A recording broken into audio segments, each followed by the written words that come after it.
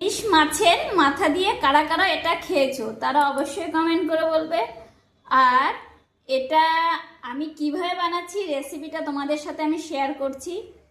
প্রথমে কচুটা ধুয়ে নিলাম, এবার এটা সিদ্ধ বসিয়ে দেবো, যে ছিলকাটা তুলে নেব।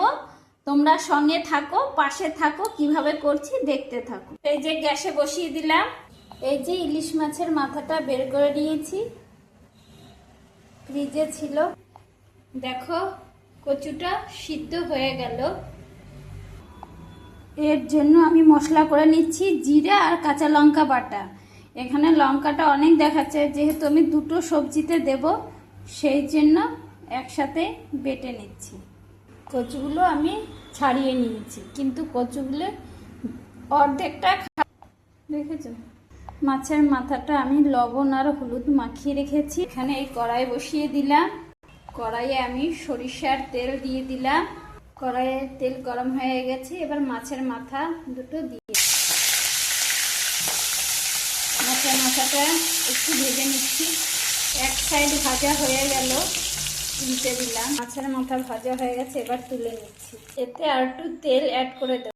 তেলটা গরম হয়ে গেছে, এবার মশলাটা দেব। ঠিক আছে, এর ভিতরে পরিমাণ মতো হলুদ দিয়ে দিলাম। এমন সময় আমার লাইটটা চলে গেছে, দেখা যাচ্ছে কিনা জানি না। মশলাটা হয়ে গেছে, এর ভিতরে কচুটা আমি দিয়ে দেবো। কচুটা আমি একেবারে তুলতুলা করিনি, সেই জন্য দিয়ে দিলাম। এর ভিতরে দিয়ে দিলাম আমি পরিমাণ মতো লবণ। লবণটা দিয়ে একটু কষিয়ে নিচ্ছি। এবার দিয়ে দেবো আমি পরিমাণ মতো জল। এইরকম পুরনো দিনের রান্না যারা যারা একবার খেয়েছে তারা বারবার খেতে চাইবে। আমরা যেমন আমাদের মা ঠাকুমাদের কাছ থেকে খেয়েছি, ঠিক আছে। আর বাঙালদের রান্নার তো আলাদাই টেস্ট। ঝোলটা ফুটে উঠেছে না, এবার আমি দিয়ে দিচ্ছি মাছের মাথাগুলো দিয়ে দিলাম। এর ভিতরে মাছের মাথাগুলো ভেঙে দিচ্ছি। গোটা থাকলে তো আর হবে না, তাহলে সেই টেস্টটা পাওয়া যাবে না। আর এর মাছটাও খুব সুন্দর। এইটা রান্না করেছি, ঘর ইলিশ মাছের সেন্টে মোমো করছে, দেখেছো, ভেঙে দিয়েছে।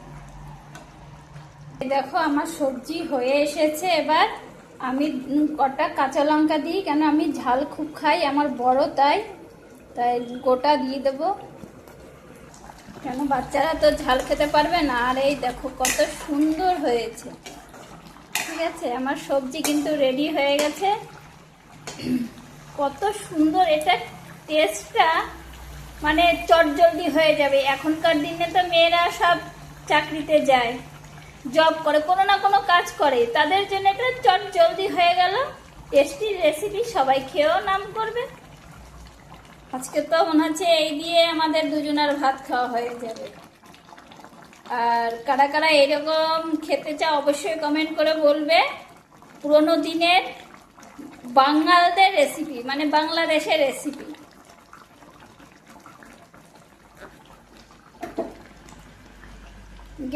গ্যাসটা এবার বন্ধ করে দিলাম। আর এখনকার দিনে তো মশলা খাওয়া উচিত নয়, কোনো না কোনো রোগ হবে। তো অল্প মশলায় চটজলদি টেস্টি খাবার।